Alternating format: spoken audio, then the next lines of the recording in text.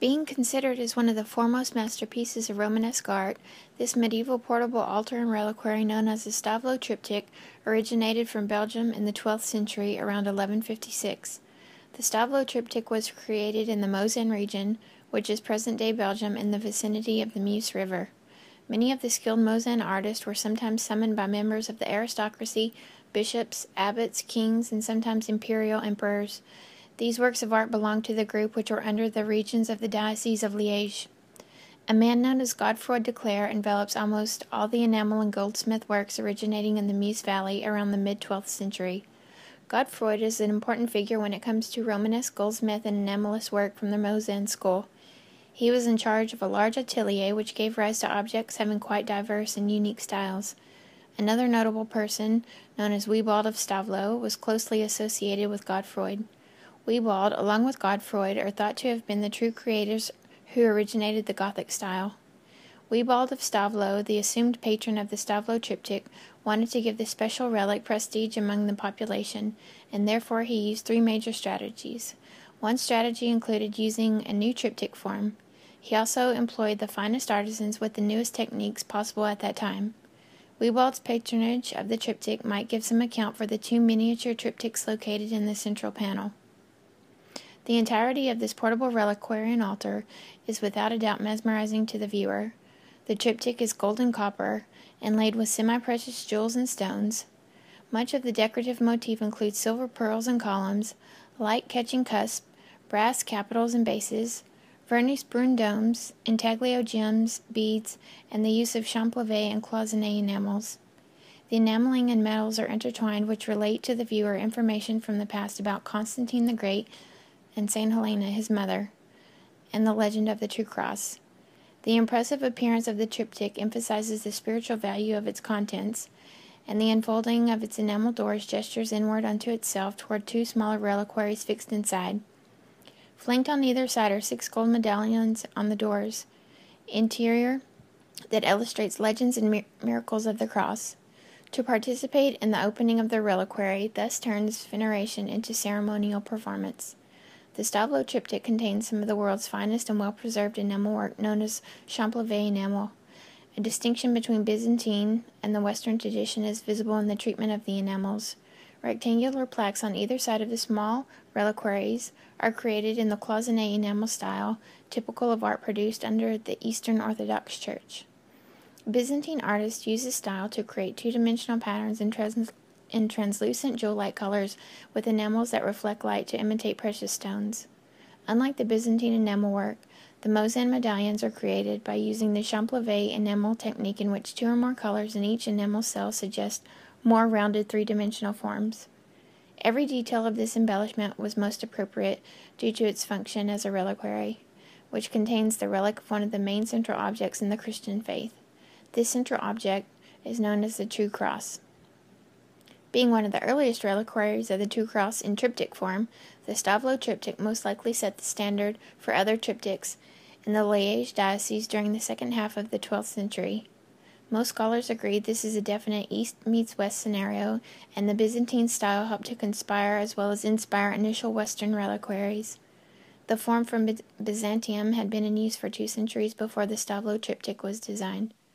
The enameled upper parts of the triptych depict the Annunciation and the Crucifixion, and in the lower parts depict 4 Byzantine military saints, 4 evangelists, and Constantine the Great, and Helena are shown flanking the relic of the True Cross, with 2 archangels located above them. The eastern cloisonné is present in the enamel work, in which narrow gold strips called cloisons are soldered together, which in turn forms a compartment for the enamel.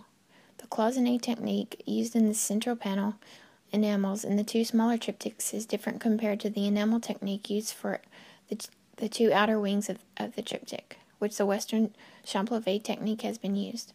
As mentioned earlier, there are 2 wings, which are the outer parts of the triptych that connect to the center panel, and in these wings the legend of the True Cross is depicted in 6 circular enameled medallions. They are divided into sets of 3 on each of the 2 wings. There is a Helena wing and the Constantine wing. Similar to stained glass windows, the story is read from bottom to top. The bottom medallion on the Constantine wing depicts the vision of Constantine. The middle medallion depicts Constantine's defeat of Maxentius, and the last and uppermost medallion on the Constantine wing shows us his baptism. On the Helena wing, we see her depicted along with her story involving the true cross. Beginning from the bottom, Helena and her interrogation of the Jews is shown. The middle medallion, we see Helena supervising the discovery of 3 crosses, and the final and uppermost medallion on the Helena wing is that of her determining the actual true cross of Christ. The enamel medallion, which represents Constantine's vision, a cross appears above a central dome along with its hanging crown, possibly a lamp. To the right we see an angel pointing towards Constantine's vision in the sky. The phrase "in hoc vince" is proclaimed by the angel and is also inscribed on the angel scroll. Other medallions, including this medallion, are shown with 2 distinct types of inscriptions. There are inscriptions on the gilt backgrounds which identify people, places, events, and things. The second type of inscription is the one representing spoken word. These are always depicted on scrolls and are held by the one who spoke those certain words. These scrolls are always located on the bottom part of the enamel medallion on the wings. Another aspect of the vision of Constantine are the 2 very distinct methods that are in use when representing this story, the Eastern style and the Western style. One of the earliest examples of the Western style comes out of the 9th century. The tradition of the Western style of the depiction can be seen in a few noticeable aspects, such as his head resting on a pillow. He is seen usually with the rest of his body covered up, and there is an angel seen close to him. He is also seen wearing a crown, but not one of the heavenly realms, such as a halo. In the Eastern style depictions of Constantine, we see things similar, but also very different in his appearance. Constantine is sleeping like the Western style, but he is dressed in his full royal garments and his imperial regalia, unlike the plain Western style of his dress being in a sleeping type of nightgown. The second and middle medallion on the Constantine wing shows a battle between Constantine and Maxentius, which is the most animated and dramatic scene of the Stavelot Triptych. As legend goes, the victory owes its glory and power from the cross, and we see it labeled on this medallion as Labarum. In the medallion representing the baptism of Constantine, the tradition of the Acts of Sylvester is seen. One can clearly read Sylvester Papa as labeled for the bishop. In the Acts of Sylvester, Constantine is thought to have been encircled by a brilliant radiant light, and we see this illustrated on the medallion by way of 3 rays of light radiating outward from the divine hand of God up above. Helena was supposedly converted by the Pope after the baptism of Constantine, according to the Acts of Sylvester. She then went on a journey, a mission to locate the true cross herself.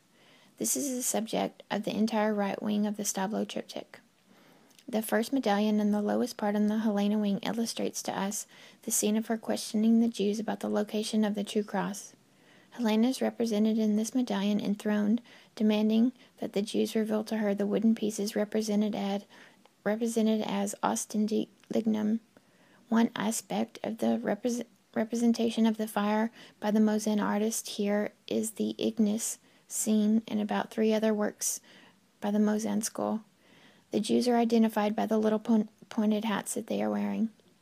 In the second medallion of the Helena wing, Calvary locus is shown spelled out, which represents the Calvary location and the finding of the 3 crosses. The divine hand of God is seen here with its 3 rays of light, which indicate the miraculous intervention. The true cross is identified by the use of translucent enamel and the color green, which is relatable to the tree of life. One eye-catching spot on this medallion is a circular orb Helena is holding. This orb detail is not found in any other Western-style representations. In the final depiction of Helena, the true cross is shown, which is labeled here as Lignum Domini. In this medallion, the moment of resurrection, mortus suscitatus, is strongly emphasized. Helena is shown in the first 2 medallions invoking her imperial powers and labeled as Elena Regina. And after the true cross had been indeed discovered, she is labeled as Sancta Elena, or Saint Helena, on the enamel. She is also deciphered in each sequential medallion by way of color use of her halo. She is wearing a plain crown in the first 2 medallions. By the 3rd medallion, she is given a bigger and more exquisite type of head adornment, a double tiara.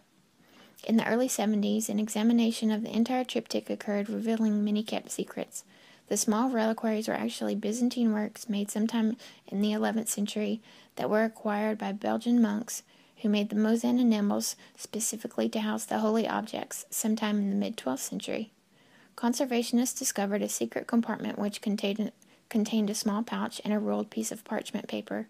The information revealed from the parchment was that the contents of the pouch came from the true cross, the Lord's sepulchre, and from the garments of the Virgin Mary. Carbon dating revealed that the wood from the center panel is from earlier than the 15th century. As mentioned a bit earlier, Wiebald's assumed patronage of the triptych might give some account for these two miniature triptychs located in the central panel. These two smaller triptychs are thought to have been presented by the Byzantine Emperor Manuel Comnenus to Wiebald around the time of 1155. Between the 7th and 15th century, many Eastern objects were brought to Western Europe by way of gift-giving, theft, or trade. These sacred relics held an important and unusual position in which the value of a relic depended upon how accepting a community was towards the object. A relic's value also required a set of shared beliefs that determined its authenticity in a particular society and culture. Sending sacred relics, as well as other precious gifts to rulers in the West, was a traditional Byzantine diplomatic custom in the Ottonian and Selenian periods. The Stavelot Triptych is one of the most unique portable altars and earliest known surviving reliquary of the relic of the True Cross, including depictions of its legend. It is a perfect union of the Eastern Byzantine standard iconography and the Western additions and interpretations. The marriage of the Eastern imperial standards to those of the newer, more porous Western adaptations of style and iconography, and a new way of creating religious objects make the Stavelot Triptych a priceless piece of Romanesque artwork that illustrates the dichotomy between Roman Catholic narration and Orthodox symbolism.